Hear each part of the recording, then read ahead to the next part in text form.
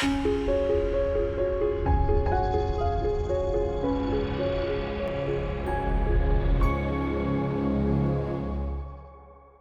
guys, I'm Susanna. This is Jeremy. We just wanted to welcome you back to the Imperfect Show.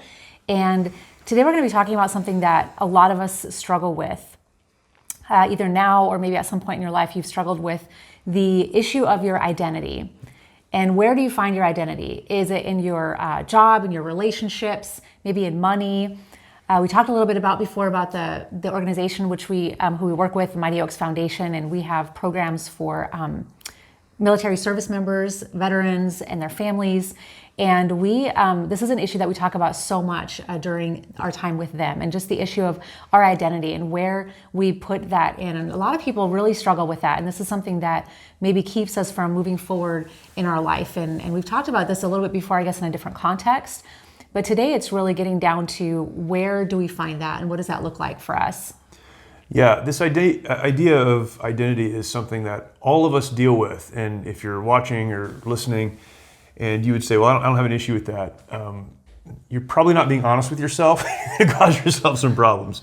And you see this in both men and women, and it tends to manifest itself a little bit differently depending on who you are. But you'll see, men, and they'll find their identity in their work. If you ask a guy, what do you do?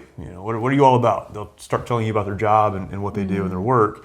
They identify with their work. Yep. And so they can find identity there. Sometimes, guys will find identity in an athletic pursuit or some kind of a hobby, something that they do. And you'll look at someone and say, that's who they are. It's what they identify with. The problem with that for guys is that when one of those things is taken away, they can't do the hobby or the sport anymore. They lose the job. They transition to something else. Because their identity was there, they don't know who they are anymore. And so they go into this cycle of trying to find themselves. We talk a lot and sometimes joke about the midlife crisis for guys, right? And I think not just men have midlife crisis, women do as well, but we see it more overtly demonstrated in men. What is that? It's a loss of identity somewhere along the way. They get to a point where they say, I'm not really sure who I am, so I'm going to pursue these other things. And there is great damage that can be done to a life and relationships on the other side of that. We'll get to that in a minute. So that's how it manifests in the life of men, but certainly in the lives of women, a lack of identity. Mm-hmm. We all have an identity, yep. But a lack of understanding your identity has real consequences. What does that look like for a woman who's really struggling with her identity? And where does that kind of take them in their relationships? I kind of feel like for women, sometimes it's really difficult for them as life changes and as they progress in their relationships, and their relationships change over time. If you have children, your relationship with your children as they get older, if you tend to find your identity in the role of being mom, then as your kids get older, that goes away as they're kind of moving on with their lives, and then where you kind of feel a little bit lost. Right. And then as your relationship in your marriage, maybe you're getting older, things change in life, and so if you find your identity in that person of your spouse, that will change as well. Then friendships, as I think a lot of people tend to find their identity in, for women, having people around you that are helping you, but maybe they're not the right kind of friends, and then those kind of go away, and so then that kind of changes for you. And so really for women, I feel like relationships are huge because we're relational people. Right. And so as those change, if we're putting our identity in other people and kind of what they can do for us and how they can encourage us, then that could really be huge for ladies, and kind of be feeling a little bit lost in who they are and how they're moving forward. And I kind of feel like this has a little bit to do with what we talked about with as far as purpose, right? Because so much of our purpose is found in the roles that we have in life. Yeah. And similar to that with our identity, if we find our identity in just doing these specific things or that one specific thing, then that could kind of leave us feeling really lost. Yeah, you and I have talked about this week. Because there was a women's program last week for Mighty Oaks, and we deal with all kinds of stuff. But we have students who, particularly on the women's side, are spouses of those who have served in the military or the first responder community, as well as those who are veterans, active duty service members, and first responders. And in each one of those categories, it seems that women will find their identity similar to others in what they do if they're in one of those categories. I am a veteran. I am serving in the military. I am a police officer. But interestingly, a woman who is married to someone doing those things will also find their identity in that. Can you talk about that for a minute? Because that's something that I know you counsel on a lot. You try to help people work through a lot. But finding your identity, not just in what you do, but in what someone that you're close to does. Yeah. It's really interesting. I have found when you meet women, especially in that setting that you mentioned, you meet them and you say, hey, my name is, so-and-so, and they say, my name is so-and-so, and you kind of start, and they're like, yeah, my husband does blah, blah, blah. And so it's kind of like, that's the first thing always that's said, not, I, do this, or I'm from here, right. The very first thing most women will mention is about their husband. Or if you're telling someone about yourself, tell me 3 things about yourself, or tell me something interesting about yourself. It's always tied to someone else. And most of the time it's their spouse, especially I would say in the first responder military community, we identify so much of who we are with what our spouse does. And that kind of is something that because we're part of that community, and it's really important what your husband does in that community. And so we tend to identify ourselves with that because that makes us feel some worth, and that makes us feel like we have something to identify with, especially if we're not really sure of who we are. And especially in the military community, if you are the spouse of a veteran and maybe someone who's been injured in combat, or has some kind of trauma in their life that has caused them to be physically injured. And so your job now is to take care of them. And so a lot of women that I have met, that we come across in our women's program, they really tend to identify with that role of caregiver. Right. And so that's who they are, because that's what they spend all day doing. And so when you meet them, I am caregiver to my husband who was injured because of, and it's really, so that's what we really kind of see a lot, is that we identify ourselves with, what our husband has done, or our husband's injuries that has caused us now to become their caregiver. This is not only found in those communities, though, and perhaps someone's watching who would say, "Well, I don't identify with that because that's not my life." Right. We've been in ministry for a long time, and it's crazy to me how this plays out even in a ministry context. You look at someone who's in ministry, a pastor, and they're serving in ministry. Their spouse often identifies with them, wife. Right? And so there is there's a phrase, the pastor's wife. If you're not in church, maybe you haven't heard this, but the phrase "the pastor's wife" is not always an adjective to describe someone. Right. Sometimes it's a title. Yes. They are the pastor's wife. Well, the problem with that is the pastor's wife, begins to identify with who their husband is, or what he does. And this goes both ways, not to be sexist here. I'm not trying to be. I know it goes both ways. It just tends to go more when you're talking about your spouse's job. It tends to be more a wife who would identify with that and latch onto that, and that's where their identity is found. And that's extremely problematic. What are some of the issues that come from, I would say, a misidentity, or identifying with these things that change? What are some of the consequences of that? I think everything that you do becomes about that. And so you don't really have anything that would, for you. Right. Because everything that you identify with, the way that people see you, the way that you're able to minister, the way is because of that. It's tied to that title. It's tied to that maybe role that you have. And so, I mean, people can be kind of like put out on an island. Right. Really, you kind of put yourself like on this island, and there's really no one that you can be close to or allowed to come into your life, or maybe speak into your life, because now you're the pastor's wife, or you're, this person's wife. And so that causes you to have to fulfill that role in this certain way, and you completely lose yourself in all of that. And there's nothing that you have that is, maybe you could say, yours, that kind of identifies you as who you actually are. And so that is I would say that's one of the consequences of that for women to, as they're identifying really with that role. And every conversation you have is about that somehow, or it comes back to that. Every struggle you have in life comes back to that. Yeah. I think this is true even of those who are dealing with trauma. We talk to a lot of folks who are dealing with trauma, and trauma is something that happens to you. It has often very lifelong consequences. you meet folks who are much older who can go back to something that happened when they were children.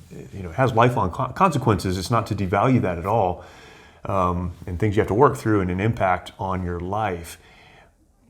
The problem becomes when you identify with that trauma. Now I am that trauma. I am that thing that happened to me, that event that took place. I am that. You never really move past that. Yeah. Go ahead. Yeah, one of the things that we say, I say to the ladies is that, you know, you can be kind of moving forward in life and you have goals moving forward and you kind of know who you are, but then something comes along your way. It could be trauma. It could be something that happens to someone that's close to you. It could be something that completely changes. It could be a financial situation that changes with work. Sure. It could be, you know, a relationship that changes. It could be something that happens, like I said, close to someone that's close to you. And then you're completely just kind of knocked, I say, off the path of life. Yeah. And you don't really know how you're going to move forward from that. So what would you say would be some tools that people can implement into their life to kind of get them to kind of look at not just identifying with what those people around them are doing or identifying with that role? Even, you know, we talked about in ministry, what are some tools that we can have in our lives that will help us to move forward? Yeah, I think definitely, as we talked about with purpose, it's defining your purpose. There's a big purpose. God has created us to give glory to Him and to worship Him. That's your big purpose. And then finding your specific purpose in that. We talked about this in our last episode, but with identity, it's very similar. It's understanding that I am a human being. I'm an individual created in the image of God. And as such, I have an individual purpose, an individual identity. There's someone that I am. And although I do things, those things should not identify me. And we see this play out, not just with spouses, but with people who are wrapped up in their jobs and wrapped up in, their careers or whatever it is. When they lose those things, people ask me all the time, when you're dealing with veterans, when you're trying to help veterans who are going through all of these issues, what is the biggest issue that you deal with? And there are probably a number of things that we deal with and we try to identify and help work through. Some of it is trauma. Often it's childhood trauma. Sometimes it's trauma related to service. I would say that at least as much, if not more, the issue that we're dealing with is identity.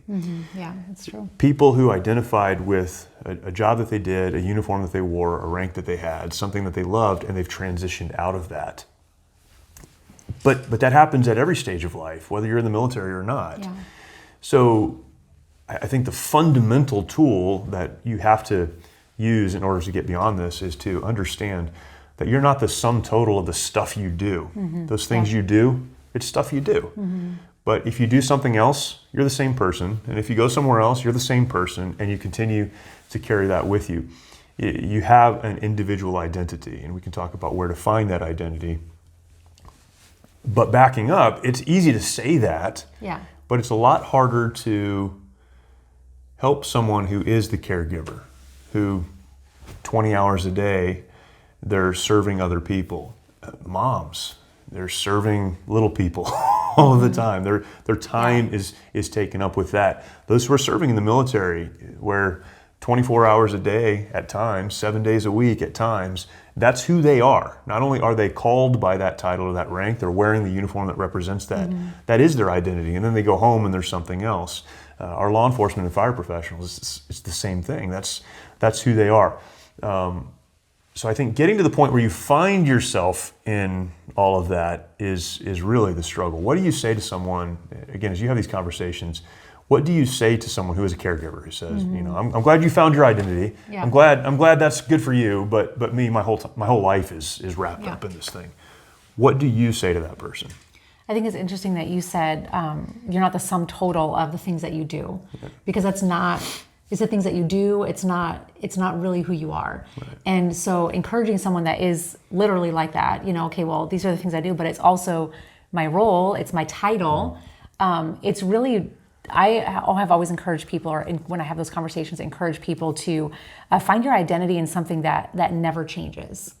Find your identity in something that no matter what changes, no matter what the day might bring, you could be a caregiver for that person now, but when maybe they won't always be in that situation. Maybe this is not a lifelong thing for them. And someday they might not be in that wheelchair. They might not be continuing to have those physical struggles that they have. And they might come out of that. And then what happens to you then?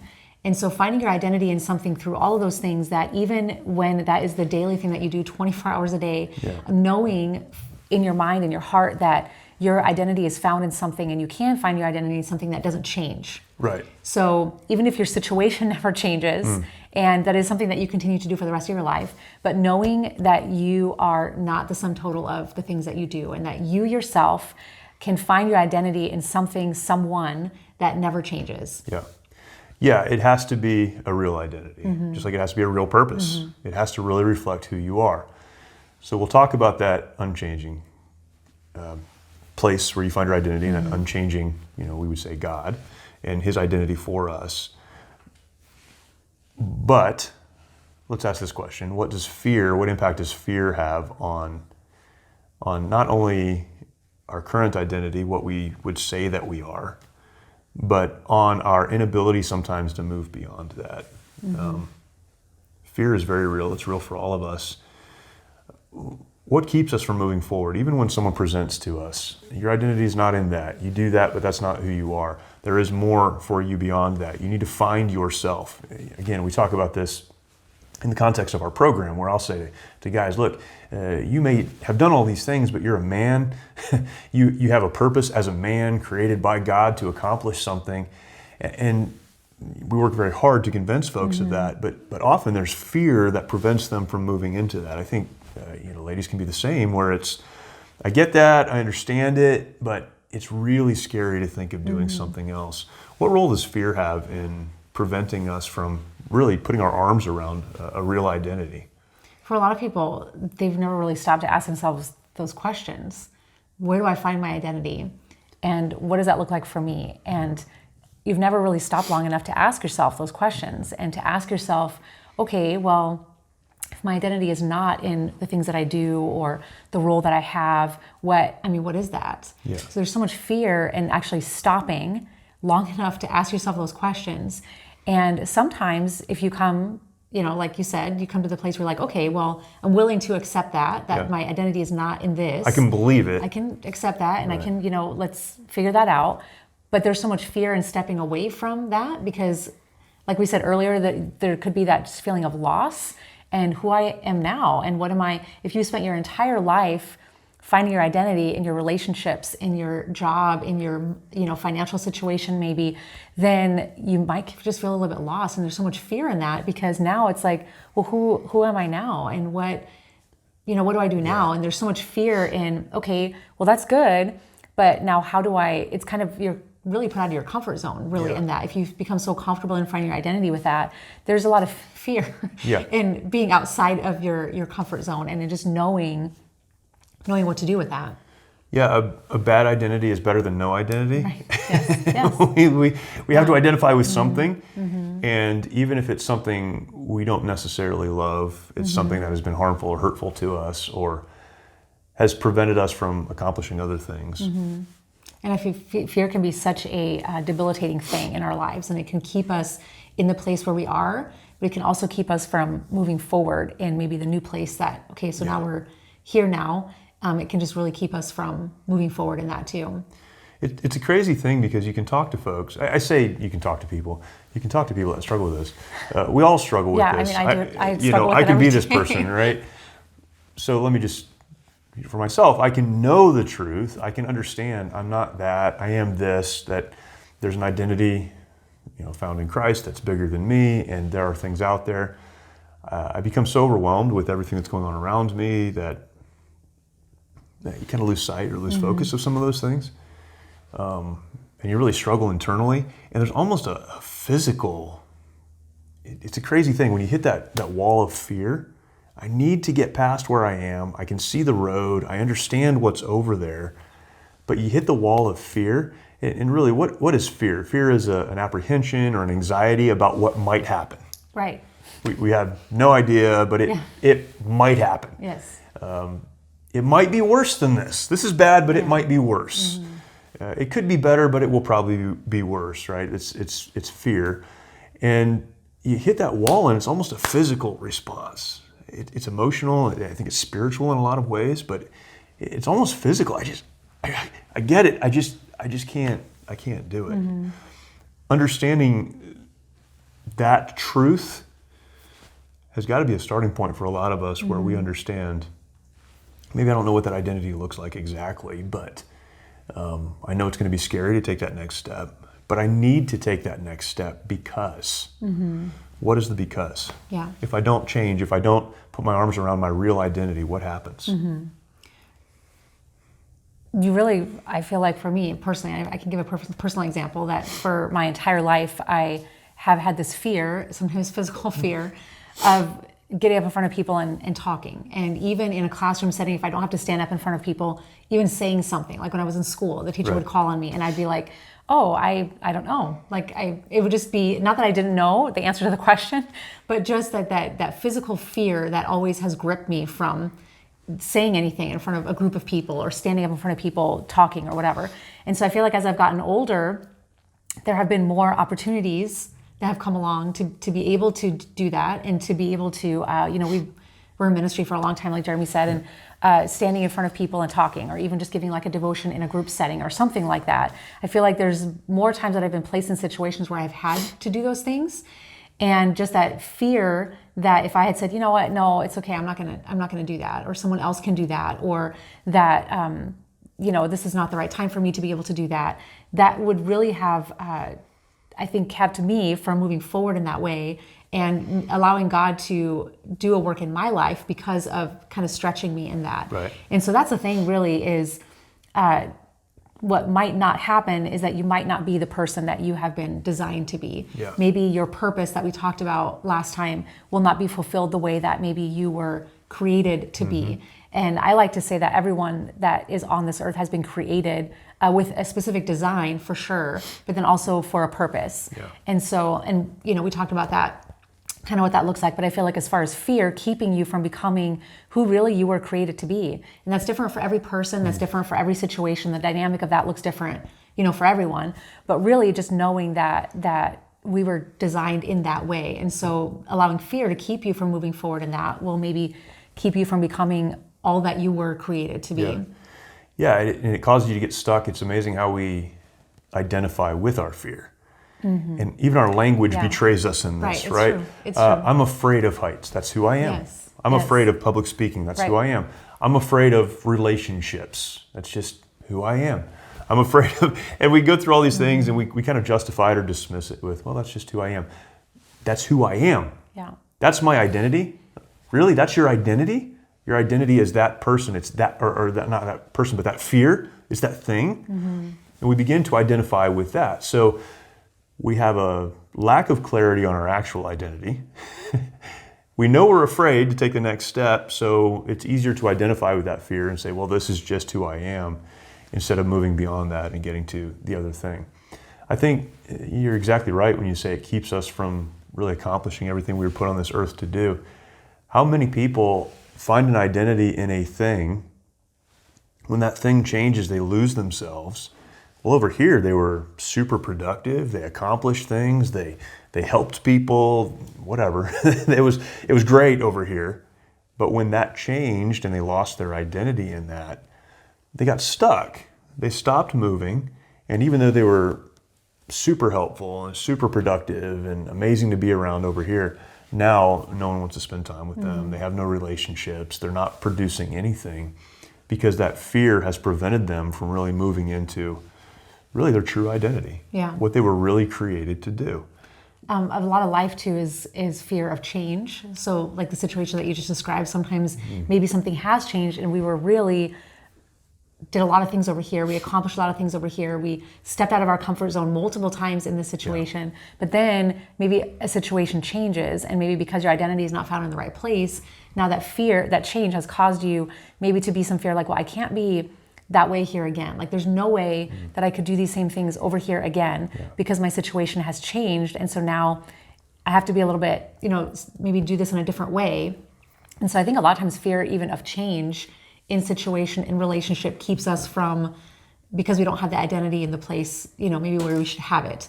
And so fear keeps us from now maybe accomplishing things in this area over here too. Yeah. Fear keeps us stuck, keeps us from moving forward, and keeps us from being productive, and makes us sometimes unpleasant human beings. Yeah. Because it's all about that all the time. Yes. Every conversation you have is about something that happened, who you are. Yeah. So we've identified a problem.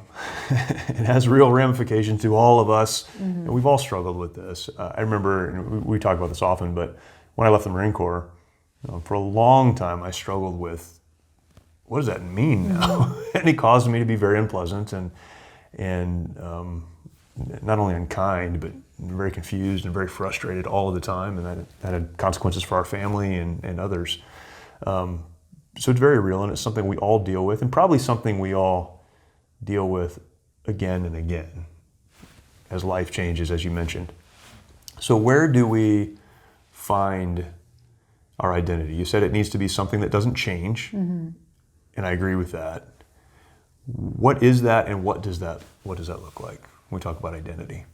For me, the verse that I like to, there's a couple of verses in the Bible that I like to look to that really helps keep me grounded in this area of my identity. And one of them for me in particular is in Ephesians 2:10, where it talks about that we're God's masterpiece and we're created for good works because of that. And so that really speaks to me, and that we are created to be not just someone or something, but when you think about the word masterpiece and what that means, like when we talk about an artist or a musician that has done this great work and we call it their masterpiece, and knowing that God says that about each one of us, and that we are his masterpiece, that he has made us to show something very beautiful, and that he has we're an example of his greatest work in the way that he's created us, and that he looks at each person that way. And so that has really spoken to me in times where I felt maybe like a little bit lost. I think, you know what, God, who has never changed, who will never change, has said this about me, that I'm his masterpiece, and that I'm created for good works, and that he has a plan for me, and he has a plan for my life, and he has created me for this specific thing that he has for me. And that specific thing is to be for him who he's called me to be in whatever situation I find myself. But that one thing never changes, the fact that he made me to be his masterpiece, an example of his greatest work. And so that's really helped me a lot in times that I've just felt like, I don't know, this relationship's changed over here, this financial situation has changed over here, my job has now changed for the fifth time, and I'm doing something different than I ever thought I would ever do. But you know what? God made me to be something specific. He made me to be his masterpiece. That's good. And just an example of his greatest work. And he's done that for each one of us. Each one of us, that verse speaks to every person that he's made, that he's created. Yeah, that's great. Identity really is the desire for value, I think. Yeah. And so we find value in the job that we do, the thing that we're involved in, even if it is unproductive or toxic in a lot of cases. Well, I find value in that. I find value in the struggle or value in the whatever. Understanding that the God who created everything values us because of who we are, that is our identity. And so it doesn't matter what else happens in our lives, whether it's good or bad or otherwise. When you ask the question, who am I? Who cares about me? Does any of this matter? There are a lot of people who will walk in and out on you, and things will come and go. That's life. Things will be good and sometimes bad. But the one thing, the thing that doesn't change, as you mentioned, the foundation, is that we have a God who not only created us but loves us. And the Bible even tells us that Jesus came for us when we didn't want him. He came because he loves us, and he demonstrated that love when he paid the price for our sin. And we understand that from Scripture, that we have a God who is eternal, who has never changed, who will never change, who loves us eternally. And when we find our identity in him, Romans chapter 8 and verse 1 is a verse I love on identity, because it says there's no condemnation to those who are in Christ Jesus. When you understand that your identity is in Christ, in your relationship with God, then there's no condemnation. What does that mean? It means a lot of things, kind of big picture. But for us, as individuals living our lives, it means that when people say we have no value, when people say we have no purpose, when people say we're not good at something, whatever, those condemnations, they're just words. They don't mean anything, because God loved us enough to give us value. And really, we should find our identity in him. That's a work. It's something that's not easy to do, and something we need to remind ourselves of again and again and again. But if you find your identity in anything other than your relationship with God, and again, this is a struggle, but if you find your identity in anything other than your relationship with God, you're going to hurt yourself on the other side, and probably a lot of people with you. Yeah. Yeah, and sometimes it's a daily reminder, daily reminding yourself, and this is why it's so important to be, in the Bible every day, reading and kind of finding those truths in some of the verses that we talked about, and just helping you to be daily reminded of those things and those facts. And sometimes it's daily, maybe reading those same verses over again, or memorizing them and saying them to yourself. And sometimes it really is a daily thing. It's a daily struggle sometimes, a daily fight. Fear will get in the way. But we need to push beyond that fear, understand that the God who created everything, who sustains life, loves us, not just us, but us as individuals, and cares for us, and we find value in Him. And that should change our whole perspective and outlook on life. Yep. Identity, such an important issue. Appreciate you guys watching with us, talking with us, and hopefully that was valuable to you. I trust that it was. If you have questions about any of this, go ahead and put that in the comments. Let us know. We'd love to hear from you. And we're keeping a list of some comments and some suggestions people have made, and we'd love to get to all of these things. We'll do this every week, so we'll get there. Please do that. If you have not yet subscribed, please do that. Share this content out. We produce this so that people can be helped. Right. That's the only reason. The only reason.